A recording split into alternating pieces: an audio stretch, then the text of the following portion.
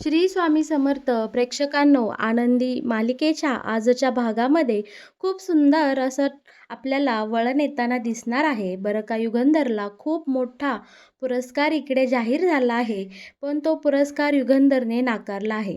तर इकडे किचनमध्ये जेव्हा आनंदी काम करत असते, तेव्हा आनंदीला पृथ्वीचे ते सगळे शब्द आठवत असतात आणि आनंदीला त्या सगळ्याचं खूप वाईट वाटत असतं. त्याच वेळी तिथे छाया येते आणि आनंदीला विचारते की आनंदीताई, काय झालं? काही त्रास होतोय का? पृथ्वी सर काही बोलले का? थांबा, मी मालक साहेबांना बोलावून आणते. पण आनंदी बोलते, नाही, पृथ्वी काय चुकीचा बोललाय? तो तर खरंच बोलला आहे. खरं तर छायाताई, मी आजचं मरण उद्यावर ढकललं आणि मुलांसोबत खोटं बोलले. त्यांचं मन जिंकण्यासाठी मी त्यांच्याशी खोटेपणा केला आणि त्यांना सांगितलं की मी या घराची नोकरी नाही. पण ज्यावेळी त्यांना सत्य समजेल त्यावेळेस ते आतून तुटून जातील आणि खरं तर या जगात ही मुलं माझ्याकडे एक मैत्रीच्या आधाराने पाहतात आणि मी त्यांच्या पाठीशी एक आईच्या मायेने उभी आहे. पण ती मला बोलतात की तू आम्हाला सोडून कधी जाऊ नको, आणि पृथ्वीने तर माझ्यावर सगळ्यात जास्त विश्वास दाखवला आहे आणि मी जर त्याचा हा विश्वास तोडला तर मुलं पूर्णपणे आतून तुटून जाईन. छायाताई, मला असं वाटते की मी या जगातली एकमेव अशी गुन्हेगार आहे, मी या मुलांची गुन्हेगार आहे. पृथ्वी बोलला की माझा तुझ्यावर जगात सगळ्यात जास्त विश्वास आहे. हे शब्द मला आतून तोडत आहेत आणि मला या सगळ्याचं खूप वाईट वाटतंय. मी मुलांना फसवतेत आणि या सगळ्यामुळे मला आता इतका त्रास होतोय की असं वाटतंय की मी खूप मोठं पाप केलंय. या जगातली मी सर्वात मोठी पापी आहे. आता इकडे छाया आपल्या या आनंदीला समजावते की आनंदी, चांगल्यासाठी खोटं बोललेलं खोटं नसतं, तुम्ही काळजी करू नका. पण इकडे आता आनंदीची घुसमट होऊ लागलेली असते आणि तिला या सगळ्याचा खूप मोठा ताण आलेला आपण पाहणार आहोत.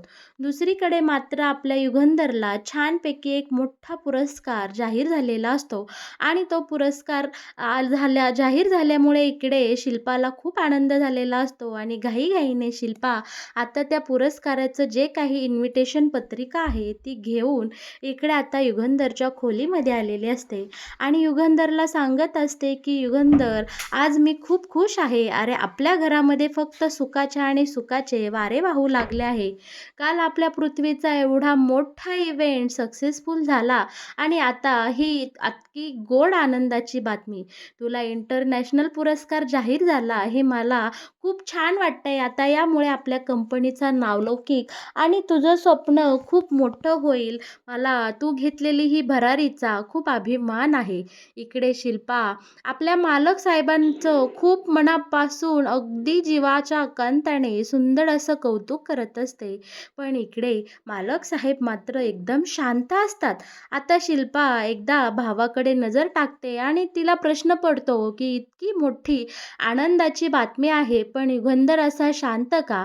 तरीही ती घाईने लगबगीने तिच्या हातातली निमंत्रण पत्रिका बाहेर काढते आणि वाचू लागते आणि त्यात स्पष्टपणे असं दिलेलं असतं की तुम्ही तुमच्या सहचारणीसोबत हा पुरस्कार घ्यायला या. तर मग प्रेक्षकांनो, मुद्दा असा असतो की आपल्या मालक साहेबांना आनंदीला घेऊन तिकडे जायचं नसतं, कारण मुलांच्या मनात आत्ताच त्यांच्याविषयी प्रेम, माया, आपुलकी तयार झालेली असते आणि पुन्हा आता आनंदीचं हे सत्य जर पृथ्वी मिताली समोर आलं तर घराचा पाया आणि घराचा आनंद नाहीसा होईल, असं मालक साहेबांचं म्हणणे असतं. पण इकडे शिल्पा बोलते की ठीक आहे, आपण त्या आनंदीला घेऊन जाऊ नकोस तू, आपण सांगू मीडियावाल्यांना की ती आनंदी आजारी आहे किंवा ती इथे येऊ शकत नाही, काहीतरी कारण देऊ. पण प्लीज प्लीज युगंधर, तू हा पुरस्कार घ्यायला जा, कारण या पुरस्काराने तुझं आणि आपल्या कंपनीचं एक असं नाव होणार आहे की सगळ्यात उंच शिखरावर जाऊन तुम्ही दोघेही पोचणार आहात. बरं का प्रेक्षकांनो, पण इथे आपले मालक साहेब बोलतात की ताई, मी स्पष्टपणे निर्णय घेतला आहे आणि मी हा पुरस्कार घ्यायला जाणार नाही. तर मग इकडे प्रेक्षकांनो, आता आपली शिल्पा खूप अशी उदास झालेली असते. पण खाली हॉलमध्ये मात्र माईंनी आपल्या युगंधरसाठी खूप सुंदर असा सूट शिवलेला असतो आणि माई आणि बापूही खूप खुश असतात. ते दोघे एकमेकांशी बोलत असतात, की आम्हाला माहीतच होतं, की हा पुरस्कार युगंधरला मिळणार आणि युगंधरला हा पुरस्कार मिळाला याचं खरंच खूप चांगलं झालं. मला तर खूप आनंद झाला आहे आणि म्हणूनच मी हा जो सूट आहे ना, तो आधीच आपल्या युगंधरसाठी तिकडे शिवायला टाकला होता. तेव्हा बापू बोलतात, "अरे वाह! वाह! वाह! वाह! किती छान! मला तर खूप आनंद झाला. काल आपल्या पृथ्वीचा एवढी मोठी यश आपल्या पृथ्वीने संपादन केले आणि आज तर आपल्या युगंधरला इतका मोठा पुरस्कार जाहीर झाला.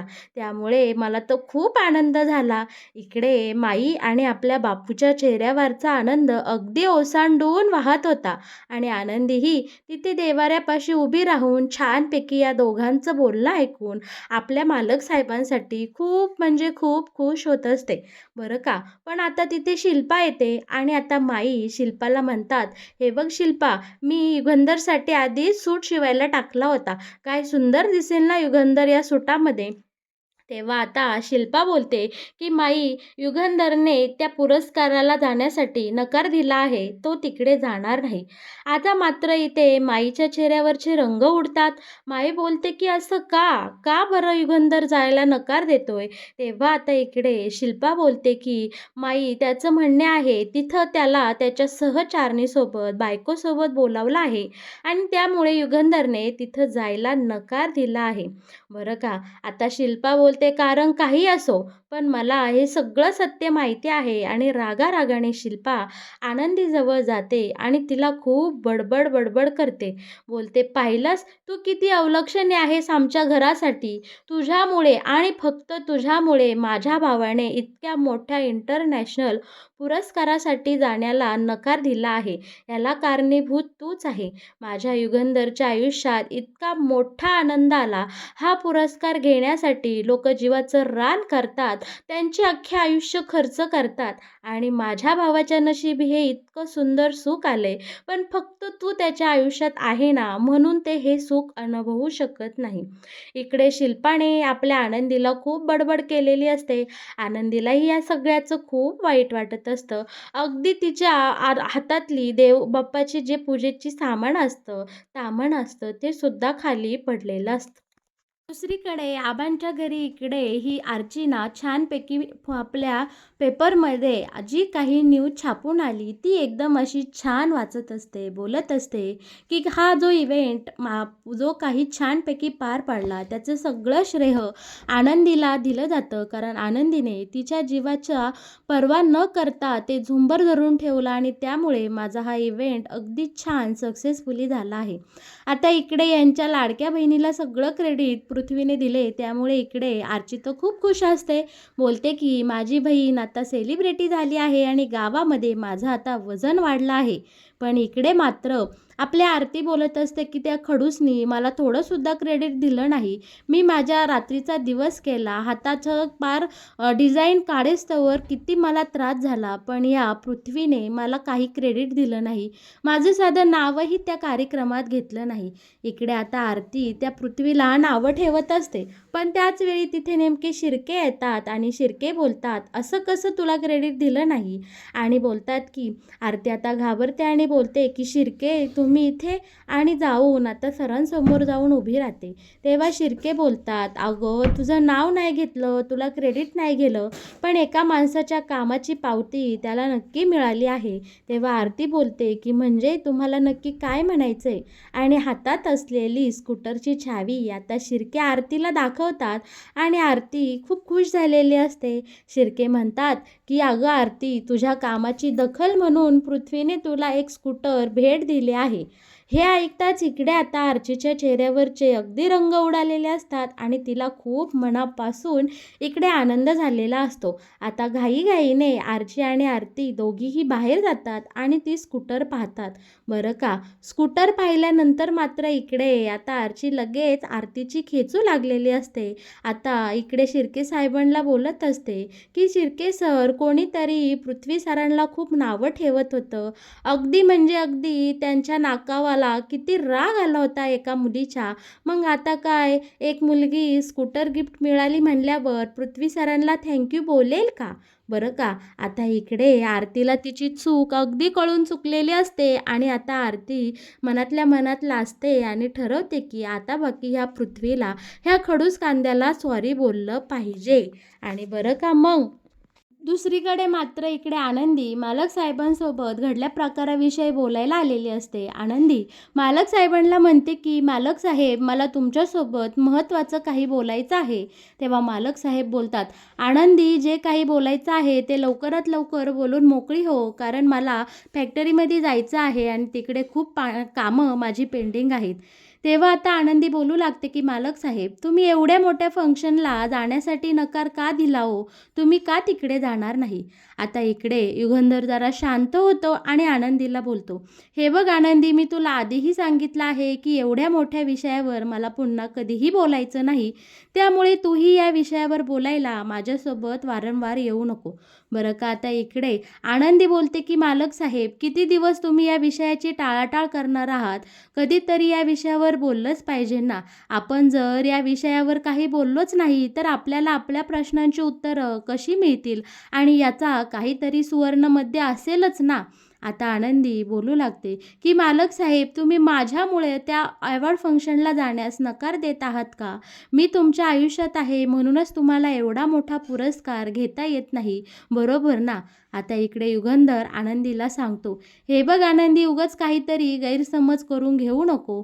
मी या पुरस्काराला जाण्यामागं वेगळं कारण आहे. कारण माझ्या मुलांमध्ये आणि माझ्यामधला दुरावा इतक्या वर्षांनंतर मिटला आहे.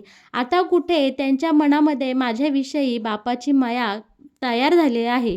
आणि बरं का, इतके वर्ष झाले मी त्यांच्या नजरेमध्ये फक्त माझ्याविषयी भीतीच बघत आलो आहे.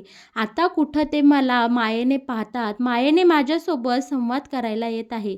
आणि बरं का आनंदी, मला आता हे नातं तोडायचं नाही. मला माझ्या मुलांच्या नजरेत असलेलं आणि मिळालेलं हे स्थान कायम जपायचं आहे. आणि आता कसल्याही परिस्थितीत माझ्या मुलांची मनं दुखावलेली मला आवडणार नाही आणि मला ते चालणारही नाही.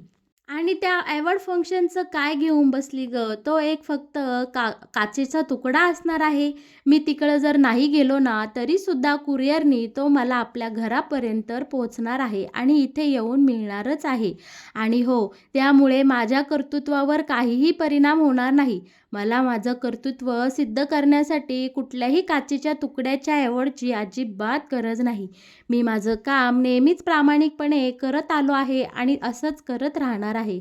आज आपल्या कंपनीचं नाव सातासमुद्रापल्याड जाणार आहे आणि त्याचा मला सार्थ अभिमान आहे. असंच अजून दिवसेंदिवस मी काम करत राहीन आणि आपल्या कंपनीचं नाव एका शिखरावर नेऊन नक्कीच ठेवणार आहे.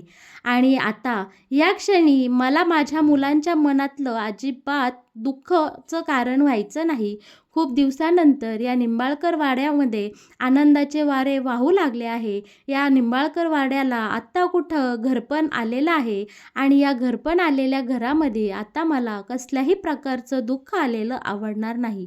आणि बरं का आनंदी, तू अजिबात काळजी करू नको, कारण या घरामध्ये, या निंबाळकर वाड्याला घराचं घरपण आणणारी दुसरी तिसरी कुणी नसून तूच आहे.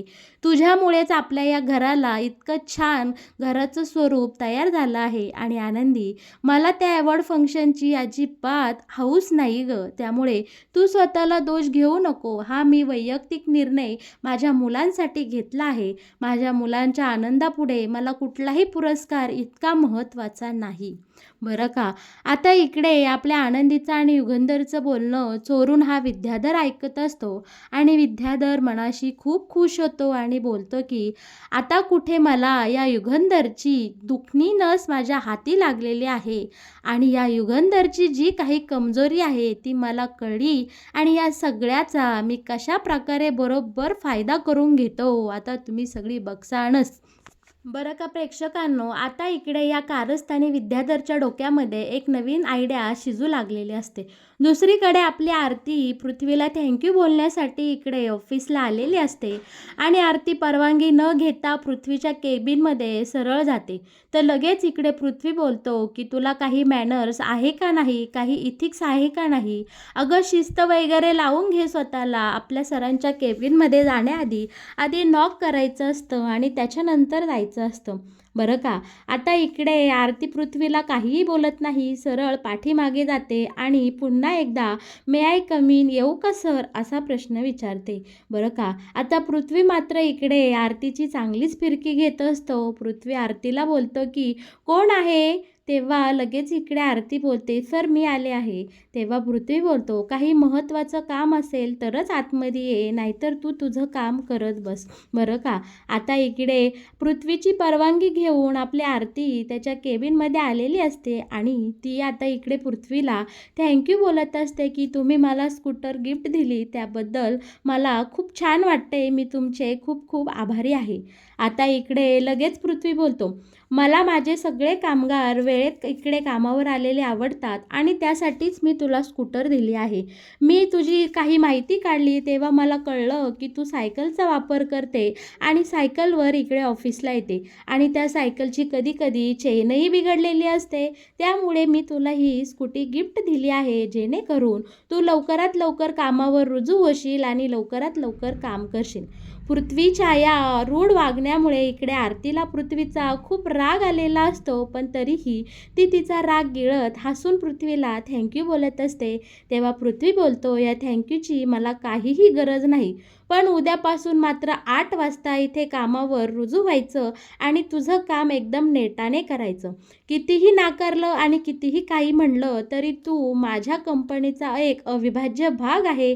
माझ्या रोजच्या कामामध्ये तुझ्या डिझाईनची मला खूप मदत होणार आहे.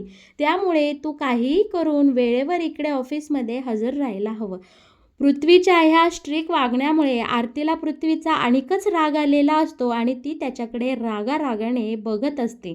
बरं का, आता पृथ्वी बोलतो की माझं सगळं बोलणं बोलून झालं आहे आणि तुझं माझ्याकडने बघून झालं असेल, मला छानपैकी डोळ्यात साचवून झालं असेल, तर तू बाहेर जाऊ शकते.